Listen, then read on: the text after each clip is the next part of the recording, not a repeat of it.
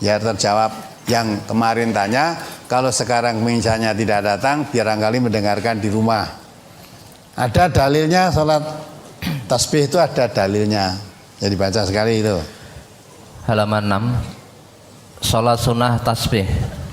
An Ikrimata an Ibni Abbas anna Rasulullah sallallahu alaihi wasallam qala lil Abbas ibn Abdul Muttalib, ya Abbas ya ammah, ala u'tika ala amnahuka ala ahbuka ala af'alu bika asra khisalin idza anta fa'alta dzalika ghafarallahu laka dzanbaka awwalahu wa akhirahu qadimahu wa hadithahu khata'ahu wa amdahu saghirahu wa kabirahu sirrahu wa alaniyatahu asra khisalin wa antusalliya arba'a raka'atin taqra'u fi kulli rak'atin fatihatal kitabi wa suratan fa idza faraghta minal qira'ati fi awwali rak'atin wa anta qa'imun qulta subhanallah walhamdulillah wa la ilaha illallah wallahu akbar khamsa asrata marratan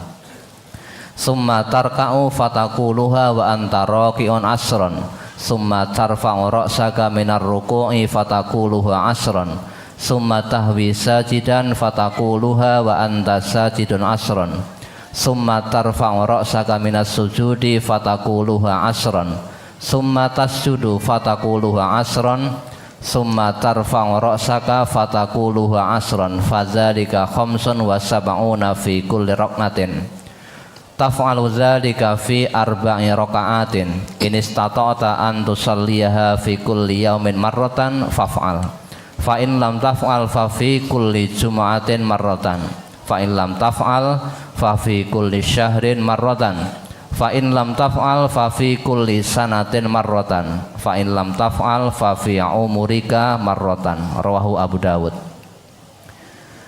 Dari Ikrimah dari Ibnu Abbas bahwasanya Rasulullah sallallahu alaihi wasallam bersabda kepada Abbas bin Abdul Muttalib, ya Abbas, ya paman, maukah kamu aku beri, maukah kamu aku kasih, maukah kamu aku beri hadiah, maukah kamu aku beri 10 hal.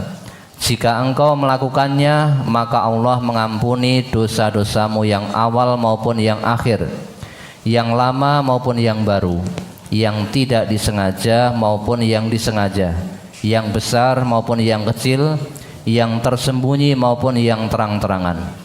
10 hal itu adalah engkau sholat 4 rakaat, engkau baca pada tiap-tiap rakaat Al-Fatihah, kemudian surat. Apabila engkau telah selesai membaca pada rakaat pertama masih dalam keadaan berdiri, lalu engkau membaca subhanallah walhamdulillah wa la ilaha illallah wallahu akbar. Maha suci Allah, segala puji bagi Allah, tidak ada Tuhan selain Allah, dan Allah maha besar, sebanyak 15 kali. Kemudian kamu rukuk dan membacanya dalam keadaan rukuk 10 kali. Lalu kamu mengangkat kepala atau i'tidal dan membacanya 10 kali. Lalu kamu sujud dan membacanya dalam sujud 10 kali. Lalu kamu duduk antara 2 sujud dan membacanya 10 kali. Lalu kamu sujud dan membacanya dalam sujud 10 kali. Lalu kamu bangun dari sujud dan membacanya 10 kali. Yang demikian itu berarti berjumlah 75 kali pada setiap rakaat. Kamu lakukan yang demikian itu dalam 4 rakaat. Jika kamu mampu melakukannya setiap hari sekali, maka lakukanlah. Jika tidak mampu, maka pada setiap Jumat sekali. Apabila tidak mampu, maka sebulan sekali. Dan jika tidak mampu, maka setahun sekali. Dan jika tidak mampu, maka dalam seumur hidup sekali. Hadis riwayat Abu Dawud, juz 2 halaman 29, nomor 1297. Keterangan tentang salat tasbih ini memang ada beberapa riwayat. Adapun yang paling kuat adalah riwayat di atas, yaitu dari Ikrimah dari Ibnu Abbas. Mengenai sanad hadis tersebut ada seorang perawi yang dipermasalahkan, yakni Musa bin Abdul Aziz. Mengenai Musa bin Abdul Aziz ini, Abul Fadl As-Sulaimani mengatakan ia mungkarul hadis, yakni hadisnya diingkari. Ali bin Madini mengatakan ia dhaif atau lemah. Namun Nasai mengatakan laisa bihi ba'sun, ia tidak mengapa. Yahya bin Ma'in mengatakan la aro bihi ba'san, saya memandang ia tidak mengapa. Lihat Mizanul I'tidal juz 4 halaman 212 nomor 8893. Kesimpulan, hadis mengenai sholat tasbih ini tentang kesohihannya masih diperselisihkan, sehingga ada ulama yang mau menerima hadis tersebut dan ada pula yang tidak mau menerimanya. Wallahu a'lam. Nah, paham nggak? Di salat tasbih itu ada tuntunannya apa tidak? Ya, ya memahami hadis ini tadi. Nah, jadi ya salat tasbih itu kalau dilihat ini ahli hadis pun ada yang bertentangan, ada yang mensokhehkan atau mengatakan itu tidak apa-apa. Tapi ada yang mengatakan tuh hadisnya dhaif. Itu mungkarul hadis, ya, hadisnya diingkari, nah hadisnya dhaif karena ada sanadnya, rawinya yang diterangkan di situ yaitu tidak bisa dipakai jadi pegangan. Nah, tetapi di situ juga ada bahwa Yahya bin Ma'in mengatakan la arabihi ba'san, saya tidak memandang hal itu tidak mengapa. Artinya yang memandang ia tidak mengapa. Mengapa artinya ora apa-apa gitu loh. Nah, jadi sebagian mengatakan ora apa-apa, sebagian mengatakan hadis itu dhaif atau mungkar. Ya, dari ahli hadis sendiri berselisih. Tapi kalau kita melihat ini, rasa ndelok ahli hadisnya ada yang menerima, ada yang tidak. Kita lihat isinya itu bertentangan dengan Quran. Bertentangan dengan Quran. Yang baru aja tadi jawab, ya, dalam surat An-Nisa dan Al-An'am 54 tadi, Allah akan mengampuni dosa-dosa orang yang berbuat salah, berbuat jahat karena apa? Karena doa tidak tahu. Tapi dalam hadis ini diterangkan, kalau kamu salat itu dosa-dosamu yang kecil, dosa yang besar, yang tersembunyi, yang nampak, yang disengaja maupun yang tidak disengaja, itu bertentangan dengan Quran kan? Itu semua akan diampuni. Dan kalau bisa salat itu dikerjakan tiap malam. Kalau tidak bisa tiap malam, paling tidak tiap Jum'ah sekali, satu Jum'ah sekali. Jadi kalau tidak tiap hari, ya tiap hari Jum'ah lah. Kalau tiap hari Jumat pun tidak bisa karena keberatan, dilakukan tiap apa? Ya, tiap bulan. Tiap bulan tidak bisa dilaksanakan dengan rutin, ya setiap tahun. Paling tidak kalau tiap tahun tidak dilakukan, paling tidak seumur hidup sekali. Jadi kalau kita menurut hadis ini, melakukan sholat tasbih setahun sekali atau seumur hidup sekali itu saja, semua dosanya yang kecil, yang besar, yang disengaja, yang tidak disengaja diampuni semua. Ya, berarti mesti masuk surga wong dosanya diampuni semua. Sholat tasbih seumur hidup sekali mesti masuk surga. Nah, orang tidak punya dosa masuk mana? Dosanya diampuni kabeh. Nah, dari isinya itu bertentangan dengan Quran. Kalau Quran tadi mengatakan dosa yang diampuni oleh Allah berbuat jahat karena tidak tahu, setelah tahu itu pun segera. Kalau tahu sekarang mau bertobat ya sebulan lagi, 2 bulan lagi, atau anak wis mentas kabeh.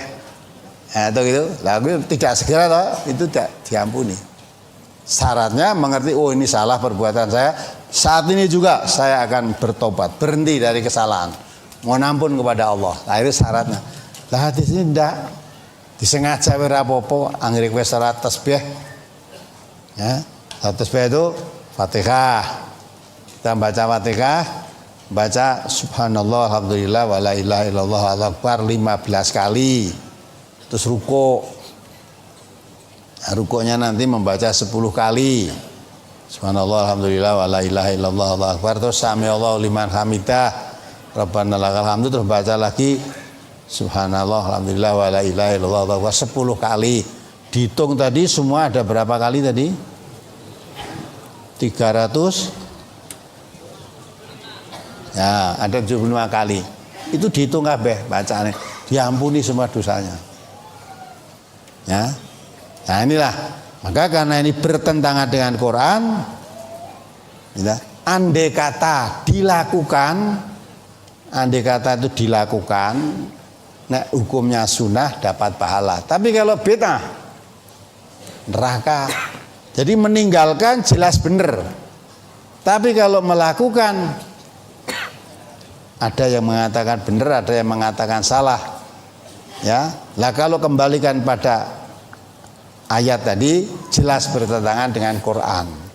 Kalau Quran itu mesti benar karena Quran itu la raiba fih. Kalau hadis ini belum tentu benar, ahli hadis sendiri ada yang mempertentangkan, jadi polemik. Ada yang mengatakan sah, ada yang mengatakan tidak. Tapi kalau Quran tidak ada yang mengatakan tidak sah, itu enggak ada. Maka kita pegang teguh Quran. Namun demikian bukan berarti MTA melarang orang sholat tasbih. Mau sholat sholato. Ya, urusanmu itu. Kalau kita memang menekankan tidak usah dijalankan, tapi tidak melarang orang mau menjalankannya. Tidak menjalankannya apa? Karena ini bertentangan dengan Quran. Nah hadisnya kan tidak apa-apa. Betul, ada yang mengatakan tidak apa-apa. Tapi juga ahli hadis ada yang mengatakan hadisnya mungkar. Ada lagi mengatakan hadisnya dhaif. Kalau sahnya saja masih dipertentangkan, kenapa kita harus mengamalkan? Mbok menawa engko bener. Ya ndek mbok menawa bener, lah nek salah. Maka sing jelas bener nek ora dilakoni. Bab andai kata hadis bener nek dilakoni hukumnya sunah. Sunah kuwi nek ora dilakoni tidak dosa. Nek nek bid'ah dilakoni sesat. Namun demikian di majelis ilmu maka dikupas apa adanya. Yang suka mengerjakan sholat tasbih jangan merasa tersinggung, ini kita membaca hadis kok. Jangan merasa tersinggung ngelek-elek wong nindakake sholat tasbih. Sapa sing ngelek-elek? Wong dikatakan hadisnya mungkar, katakan hadisnya dhaif, tapi juga ada hadis yang mengatakan ora apa-apa kuwi. Ya ora apa-apa. Lah saiki kita menganggap ora apa-apa ya lakonono, yang menganggap hadisnya dhaif atau mungkar mestinya orang lakoni. Kalau kita di sini diterangkan hadis itu tidak usah dipertentangkan dengan ahli hadis yang lain, tapi dilihat isinya itu bertentangan dengan Quran.